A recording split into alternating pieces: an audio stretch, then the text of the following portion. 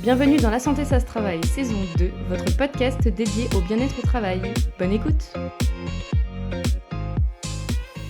Bonjour à toutes et à tous, bienvenue dans ce nouvel épisode de La Santé ça se travaille. Aujourd'hui, on lève le voile sur un sujet aussi crucial que discret, la santé des dirigeants. Être à la tête d'une entreprise, c'est souvent avancer avec passion, détermination, optimisme, mais aussi dans la solitude, sous pression, avec une charge mentale considérable. Et si l'on parle volontiers de performance et de résultats, qu'en est-il réellement de la santé physique et mentale de celles et ceux qui portent ces responsabilités ?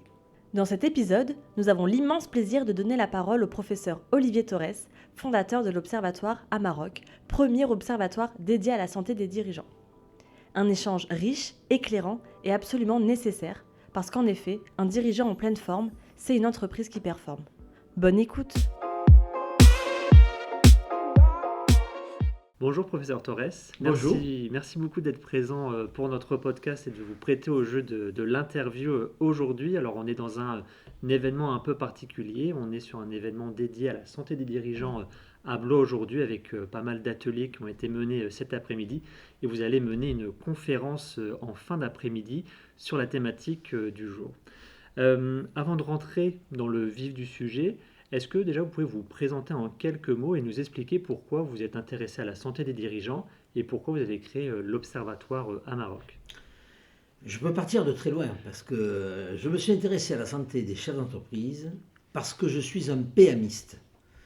C'est un mot que j'ai inventé. Je me suis toujours intéressé aux PME. Et un chiffre est plus éloquent que tout, 99,84% des entreprises en France sont des PME. Quand je viens ici à Blois, dans votre belle région, les PME sont partout. Si vous venez chez moi à Montpellier et à Sète, les PME sont partout. Mais même à Paris. Et elles sont partout, sauf dans les sciences économiques et les sciences du management. On parle tout le temps des géants. Quand on parle de Fordisme, de Toyotisme et d'ubérisation, on parle toujours des géants. Or, l'essentiel de l'économie réelle, elle est portée par les PME.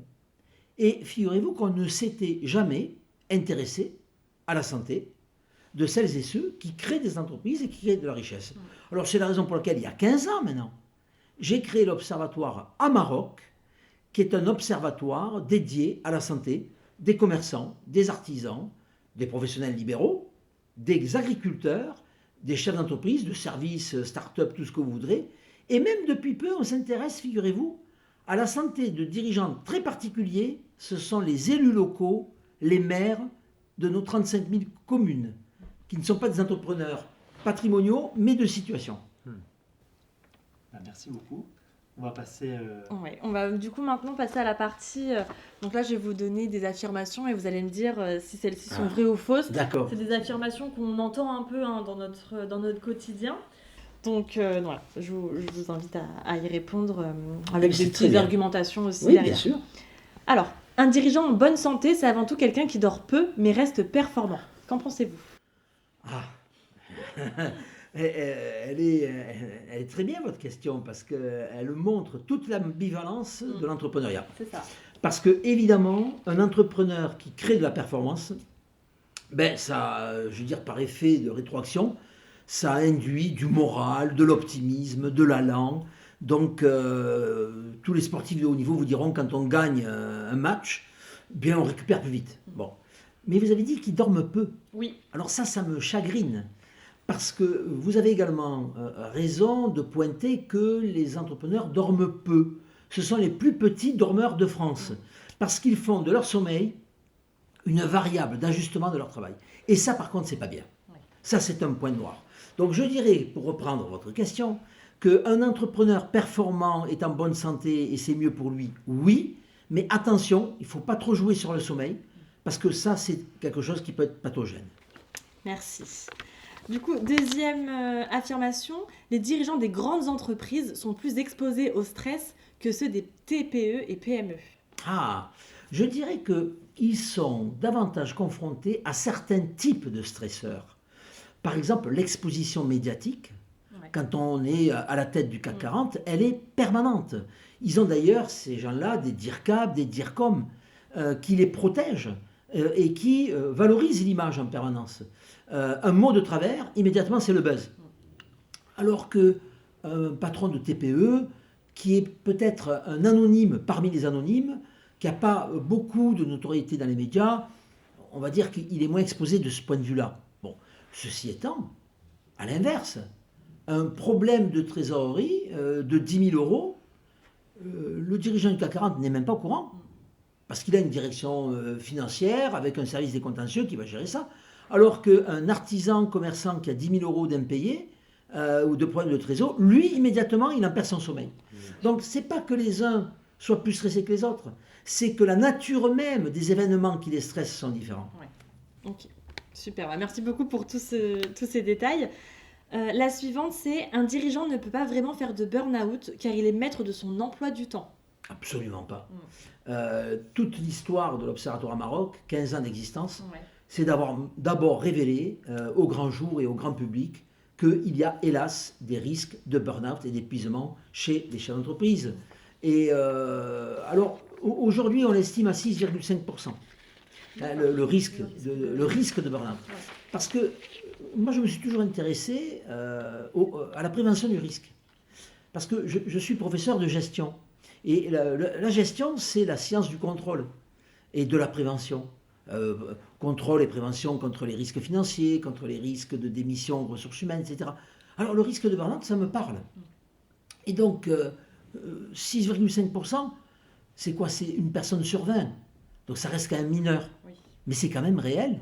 Si vous multipliez 6,5% par les 3,2 millions d'entrepreneurs, ça fait 200 000 personnes qui sont exposées.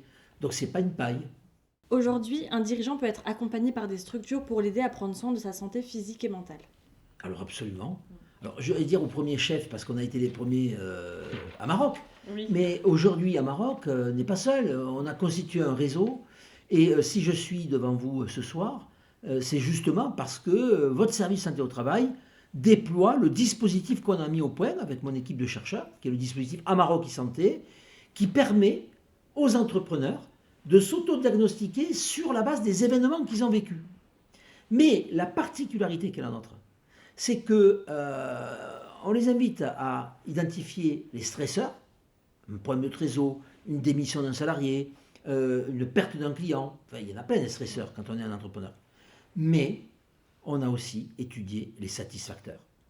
Et ça, je le dis au service de santé au travail, il est très important de s'intéresser aux facteurs pathogènes, mais il est très important de ne pas avoir une vision, je dirais, borgne de la réalité. Il faut aussi s'intéresser aux facteurs salutogènes, c'est-à-dire ceux qui génèrent de la bonne santé, d'où la question des satisfacteurs. Et aujourd'hui, on a à peu près, je dis à peu près à tort, de manière précise, on a 106 partenariats à ce jour, à l'essentiel avec des services de santé au travail. Et, ce n'est pas de notoriété publique, mais moi je le sais, c'est que l'article 23 de la loi Lecoq-Grandjean, qui est une grande loi qui a réformé les services de santé au travail, a intégré pour la première fois la santé des dirigeants. Et là, je peux faire un plaidoyer pro domo, mais c'est la ministre Charlotte Lecoq qui le dit elle-même. Elle s'est appuyée sur nos travaux. Elle m'a dit, mais je ne savais pas comment prendre cette question de la santé des dirigeants. Alors j'ai simplement mis que les services de santé au travail pouvaient désormais s'intéresser à cette population. Ce qui n'était pas le cas depuis 1946, la loi de Zouaï. Et donc, notre petite association, qui est partie de rien, a réussi à desserrer le verrou de la loi de Zouaï. Donc, je dirais à ceux qui nous écoutent, qui peut vous suivre? Eh bien, j'allais dire, les bons services qui ont mis en place le dispositif Amaroc e-Santé, mais au-delà de ça, la question, c'est qu'il y a aussi un écosystème d'entraide entrepreneuriale. Je pense au portail du rebond, avec des associations comme 60 000 rebonds, Recréer, Second Souffle, qui apportent de l'aide, je dirais aussi aux entrepreneurs en difficulté. Vous avez le réseau APESA, qui fait de la prévention du risque suicidaire, qui est extrêmement spécifique et qui nécessite, j'allais dire, une technologie d'intervention rapide. Vous avez aujourd'hui une association dont j'aime faire la promotion, c'est l'association CARE, qui accompagne les entrepreneurs atteints, alors au départ d'un cancer, mais maintenant d'une affection de longue durée. Parce que quand on est un indépendant, on ne bénéficie pas tout à fait des mêmes couvertures sociales. Alors tout ça, et si vous rajoutez même l'URSSAF, qui a mis en place le dispositif HELP, eh bien je peux dire qu'aujourd'hui, je suis un peu cocardier, la France dont sans arrêt j'entends des hommes, des femmes, en papillonnant comme s'ils suçaient un petit bonbon acidulé, en disant la France est en retard par-ci, en retard par-là. Eh bien, sachez que sur ce volet de la santé, c'est nous qui sommes en pointe. Ce sont les Canadiens qui viennent nous voir, ce sont les Japonais qui viennent nous voir, ce sont les Marocains, ce sont les Hollandais, les Belges qui viennent nous voir. Ça, il faut le dire, haut et fort. Et vous travaillez avec tous ces pays justement sur le dispositif Avec tous ces pays et avec tous les acteurs que je viens de noter. Merci. Donc, affirmation suivante, les chefs d'entreprise ont tendance à sous-estimer leur propre santé. Ah oui. Je dirais qu'au-delà même de la sous-estimer, il y a un déni. Vous savez, quand je me suis intéressé à la santé des dirigeants, il y a une quinzaine d'années, j'ai été confronté à une phrase. Et je le dis, chez les hommes comme chez les femmes, le statut écrase le genre. La femme chef d'entreprise, l'homme chef d'entreprise, c'est le même combat. Le jour où je les ai interrogés sur leur santé, la phrase que j'ai le plus souvent entendue, c'est « je n'ai pas le temps d'être malade ». Voilà. Et même certains me disent « je n'ai pas le droit d'être malade ». L'artisan de taxi qui m'a amené depuis la gare jusqu'à ce lieu de conférence me disait « moi, je n'ai pas le droit d'être malade parce que si j'arrête, eh bien mes charges continuent à courir, mais moi, je ne gagne plus rien ». Et ça renvoie à un déni. Et j'ai un mot qui explique ça, un mot un peu philosophique, c'est que les entrepreneurs ont un rapport existentialiste à leur travail et à leur entreprise. Alors c'est mon travail d'abord et avant tout, et mon entreprise par-dessus tout. Finalement, ma santé passe après. Il y a une forme de subordination qui est un vrai problème d'ailleurs, d'où l'importance des conférences, des ateliers, des thèses, moi que je dirige à l'université de Montpellier, j'en suis à la 11e aujourd'hui, les communications, les publications, parfois des prises de parole dans les médias, très important de sensibiliser cette population parce que ce sont les derniers à penser à leur propre santé. Alors que la santé, c'est la devise de l'ouvrage qu'on a sorti avec mon équipe, c'est que la santé du dirigeant, c'est le premier capital immatériel de la PME. C'est fondamental. Très intéressant. Un dirigeant bien entouré de manière générale est un dirigeant avec un risque moins élevé de développer un burn-out. Absolument. Il y a des travaux, alors il y a un grand modèle qui s'appelle le modèle de Karasek, qui montre la latitude décisionnelle et je dirais la pression je dirais, au travail. Et avec le temps, Karasek a rajouté une troisième dimension qui est le soutien social. Mais si vous prenez l'opposé, c'est la solitude. Et dans tous les travaux, dans toutes les mesures que l'on a faites, alors je ne compte plus le nombre de cohortes qu'on a suivies, dans tous les domaines, les experts comptables, les architectes, les agriculteurs, le BTP, on a beaucoup travaillé avec le BTP, enfin bon, à chaque fois la solitude est un déterminant majeur du risque d'épuisement. Donc le fait d'être entouré, et je vais aller plus loin, le fait de savoir s'entourer, c'est une compétence. Parce que s'entourer, c'est une chose, savoir s'entourer, ça veut dire qu'à un moment donné, je vais être un peu dur, il faut savoir faire un tri. Parce qu'il y a des gens qui sont des alliés, et il y en a d'autres, ce sont des faux jetons. Et parfois, on est soutenu par certains, un peu comme la corde soutient le pendu. Ça, c'est pas du soutien. Alors, il faut faire un tri. Savoir s'entourer, c'est avoir cette capacité de jugement et de dire à un moment donné, voilà mon réseau, mon noyau dur, pour reprendre l'expression du professeur Henri Maïd-Balandel. Henri Maïd-Balandel était un professeur qui a théorisé la notion du noyau dur. Il dit, dans toute PME, il y a bien sûr un rapport direct du dirigeant avec ses salariés, mais il y en a toujours 4 ou 5 qui sont plus des pivots, des bras droits, des hommes et des femmes de confiance, à qui je peux dire certaines choses que je ne dis pas aux autres. Ben, c'est fondamental, ça. C'est fondamental. Et ça, c'est avéré. À partir du moment où on est bien entouré, on est quand même protégé. Ça réduit considérablement le risque d'épuisement professionnel. Et puis, dernière affirmation, quels sont les principaux risques ou maux qui touchent les dirigeants? Donc là, on est peut-être sur les stresseurs que vous rencontrez le plus souvent à travers les... Je renvoie nos auditeurs à un outil qui est en ligne. S'ils vont sur le site Harvard Business Review, ils pourront télécharger ça. C'est le stressomètre des entrepreneurs. Ouais, okay. Bon, qu'est-ce qui arrive en haut? Personne ne sera surpris compte tenu de ce que j'ai dit précédemment. C'est le dépôt de bilan. En allemand, créateur d'entreprise se dit Existenzgründer, qui veut dire littéralement le fondateur d'existence. Alors, quand vous créez votre existence sur la base de votre entreprise, vous imaginez dans quel état mental vous êtes le jour où vous liquidez l'entreprise, où vous la perdez, où parfois le nom de l'entreprise est votre propre patronyme. Alors là, ne nous étonnons pas, il peut y avoir des risques suicidaires. D'où l'importance d'APESA dans les tribunaux de commerce, c'est-à-dire au plus proche de celles et ceux qui vont, à un moment donné, au dépôt de bilan. Et quand on est là, c'est certainement trop tard. Il y a des outils de procédure collective, comme les mandats ad hoc. Ça aussi, il faut davantage en parler et l'enseigner, parce que pédagogiquement, c'est important. Mais là, c'est le stresseur numéro 1. Mais après, vous avez les problèmes de trésorerie, qui n'ont rien à voir en termes d'intensité dramatique. On n'est pas dans une situation limite, mais quand même.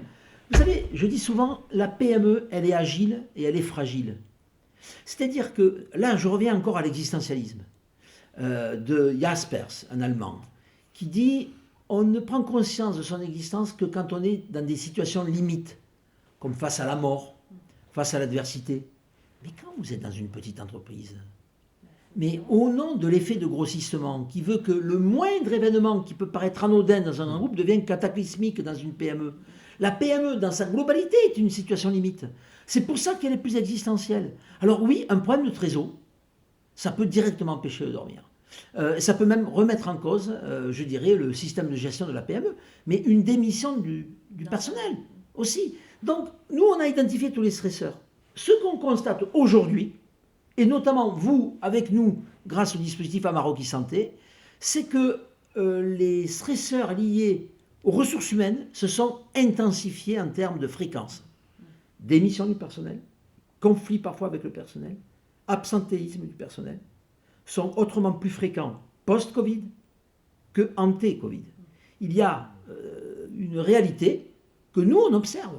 C'est le rapport au travail qui semble s'être un peu transformé. Alors, est-ce que c'est structurel, à long terme? Est-ce que ça va rectifier? Vous savez, moi je crois parfois au retour de balancier. Mais quand même, on constate, nous, à travers notre observatoire, une recrudescence, à la fois en termes d'intensité et de fréquence, des stresseurs liés aux ressources humaines. C'est quelque chose qu'on peut remarquer aussi dans les services de santé au travail. Ces difficultés-là. Mais bien sûr. C'est des choses qu'on retrouve c'est vrai. fréquemment. Oui, c'est assez général. Bon, je vous remercie en tout cas pour cette partie vrai ou faux et avec cette petite question à la fin. Je vous propose de passer à la suite. Et la suite, ça va être plutôt faire un petit focus sur ce que dit un peu la recherche, et après on s'intéressera un peu au levier d'action qu'on peut mettre en œuvre. Alors, professeur Torres, vous nous avez parlé pas mal des facteurs de risque, mais maintenant, est-ce que à nos auditeurs, on peut aussi évoquer des facteurs salutogènes? Vous avez évoqué ce terme tout à l'heure. Est-ce qu'il en existe, et qu'est-ce que c'est finalement ces facteurs salutogènes? Un facteur salutogène est un facteur qui génère de la bonne santé. Et un facteur salutogène, c'est un facteur qui rentre dans ce qu'on appelle le paradigme de la promotion de la santé, et non pas de la prévention. Pourquoi? On fait de la prévention contre des risques, donc contre des facteurs pathogènes.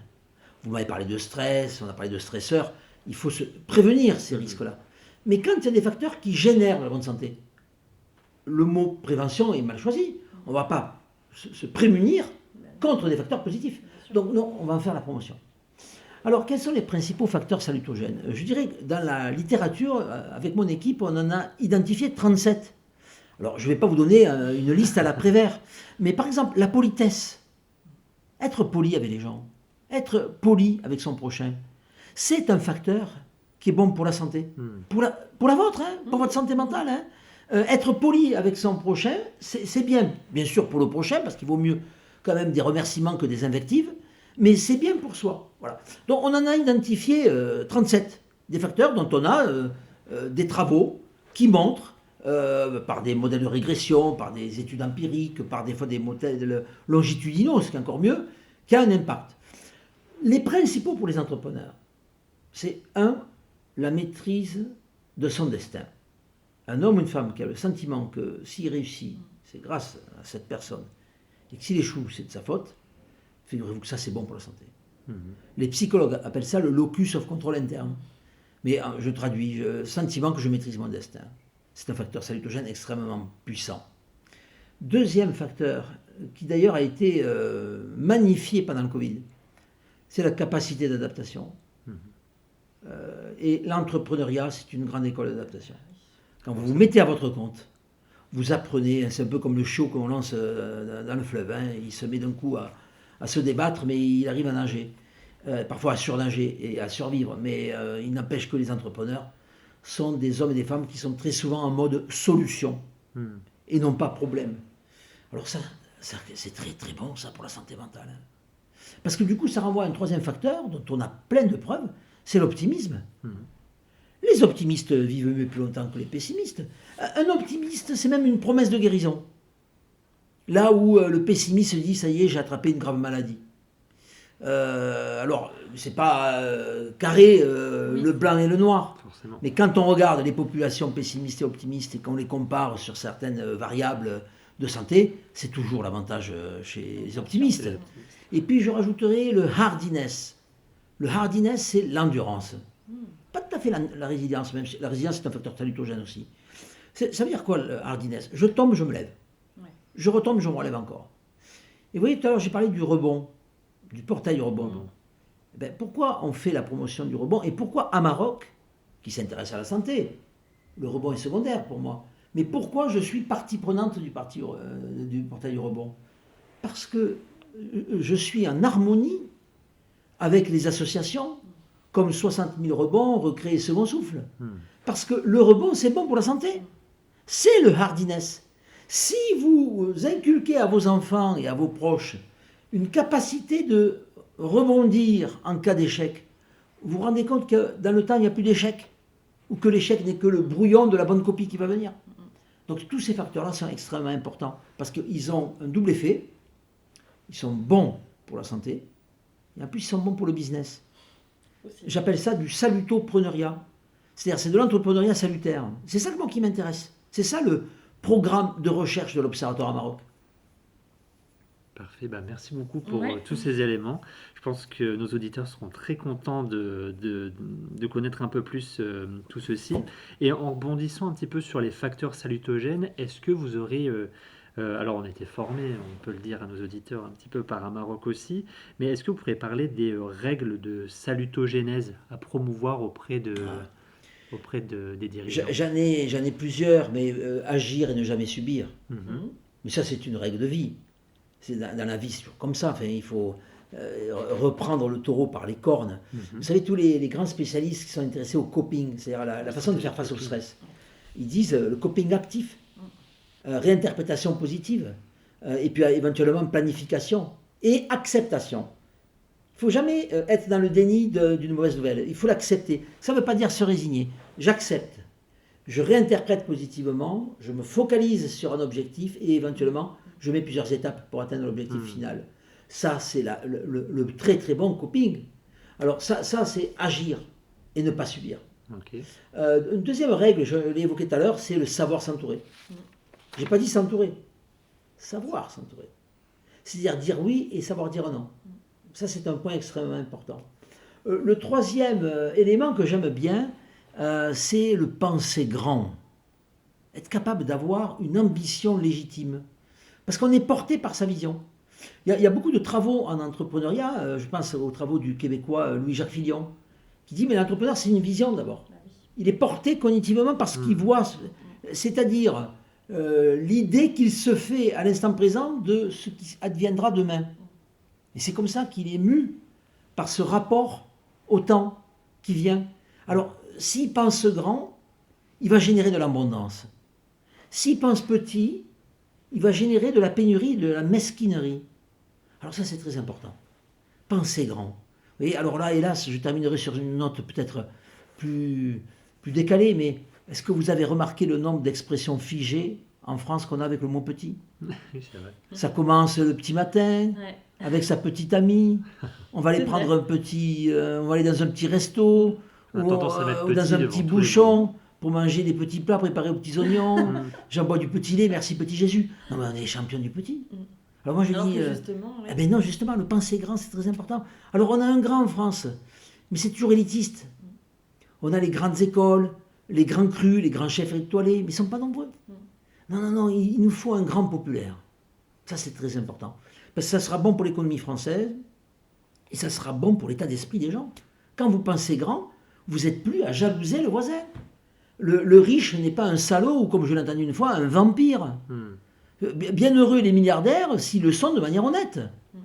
Si demain, j'aime bien cette phrase, enrichissez-vous. Mais si c'est honnête, et il vaut mieux avoir des gens qui sont dans l'aisance que dans le besoin en permanence à aller réclamer je ne sais quelle aide ou quel soutien de l'État. C'est une mode de dépendance. Non, agir et ne pas subir. C'est pour ça que je crois aussi aux vertus de l'entrepreneuriat. Même si tout n'est jamais simple, il y a quand même beaucoup de vertus. Et je dirais que si je devais terminer par un des grands résultats de l'Observatoire Maroc, alors que j'étais parti sur une hypothèse inverse, moi, c'est qu'entreprendre, c'est bon pour la santé. Vous entendez? C'est-à-dire que les hommes et les femmes qui sont dans une logique de projet, ils ne sont pas dans une logique de rejet. Et je pense que moi, dans la vie, il y a en gros ceux qui voient les choses de manière positive, confraternelle, et puis il y a ceux qui vont toujours chercher l'ennemi de classe, l'ennemi de race, l'ennemi de tout ce que vous voudrez, et qui sont tout le temps dans le rejet. Ben, ça, c'est pas très bon. Ils vont finir comme des raisins de Corinthe, des fruits confits. Voilà. Et donc, finalement, avec tout ce que vous avez pu évoquer dans cet épisode, si vous aviez un seul message à faire passer aux dirigeants, lequel serait? Dormez. Le sommeil. Ce que je veux dire par là, c'est le sommeil, c'est le gros point noir des entrepreneurs. En moyenne, 6h20. Le français moyen salarié, 6h50. Dans le BTP, 6h10. Ça paraît rien, mais 40-50 minutes de sommeil à moins tous les matins, enfin tous les soirs, ça crée une dette du sommeil.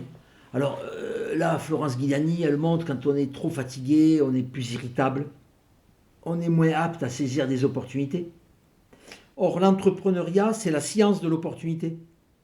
Alors oui, dormez mieux pour entreprendre davantage, ou au moins dormez plus pour entreprendre mieux. Au moins ça. Et un autre, médicament très très agréable, c'est la sieste. Alors vous allez dire, c'est un gars du Sud qui parle. Pas du tout. C'est tout simplement un homme qui travaille beaucoup. Et je sais que moi, j'ai un petit transat dans mon bureau. Quand j'ai envie de me relaxer, je ferme ma clé, je me désencravate, je me dépantalonne. Oui, c'est une technique, la sieste. Mais juste 10 minutes, un quart d'heure. Bah oui. On respire, on ne s'endort pas en vérité. Mais on se relaxe. Qu'est-ce que ça fait du bien? On ne se permet pas forcément la sieste. Des fois, c'est un peu mal vu. Mais oui. De se dire, je vais faire une sieste en entreprise pendant ma pause. Surtout le patron qui se dit, je montre l'exemple, si mes salariés me voient en train de dormir, quelle image je vais donner de moi-même? Mais dans ce cas-là, qu'il prenne sa voiture, qu'il fasse 300 mètres, qu'il aille se mettre dans un coin de forêt ou sur un parking, et qu'il aille se relaxer. Mais sinon, il s'enferme dans son bureau. Le seul problème, c'est s'il ronfle. Ça peut le trahir. Un peu plus profond. Voilà. Et puis, on peut terminer sur quelle est votre vision, vous, pour demain, brièvement, quelle perspective vous pouvez avoir justement sur la santé des dirigeants? Alors, les perspectives d'Amaroc sont très claires. On continue notre croissance auprès des services santé au travail. On a régulièrement de nouveaux services santé au travail qui prennent contact avec nous. On leur fait une démonstration et ils adoptent le dispositif parce que ce n'est pas du tout coûteux et c'est un vrai service apporté aux entrepreneurs. Expansion internationale. Ouais. Aujourd'hui, on s'exporte en Belgique. On a des contacts avec la Hongrie. J'étais très récemment au Maroc pour faire une tournée également parce que les entrepreneurs marocains découvrent aussi ce sujet. Une diversification chez les maires. Là, on est en train de publier et de mettre en place un dispositif pour les élus locaux. Et puis, j'oublie pas l'agriculture, parce que c'est aussi des patrons patrimoniaux.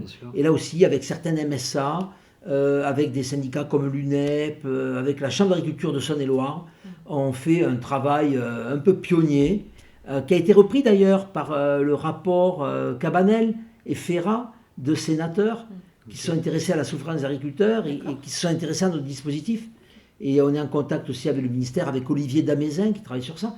Donc vous voyez, on a à la fois de la croissance dans notre secteur, de la croissance internationale, un peu de diversification, mais on a toujours un noyau dur, c'est la santé des dirigeants.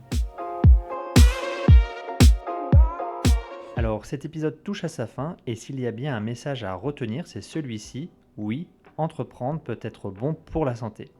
Alors malgré les pressions, les incertitudes, la charge mentale et les nuits courtes, entreprendre c'est aussi s'épanouir, créer, rebondir et donner du sens. C'est un moteur puissant, à condition de ne pas s'oublier en chemin. Avec Olivier Torres, nous avons parlé de sommeil, des facteurs de stress, mais aussi de tous ces satisfacteurs qui nourrissent les dirigeants au quotidien. La clé, trouver un équilibre, écouter les signaux, savoir s'entourer et surtout dormir. Changer de regard sur la santé du dirigeant, ce n'est pas un sujet de faiblesse, c'est un enjeu de pérennité.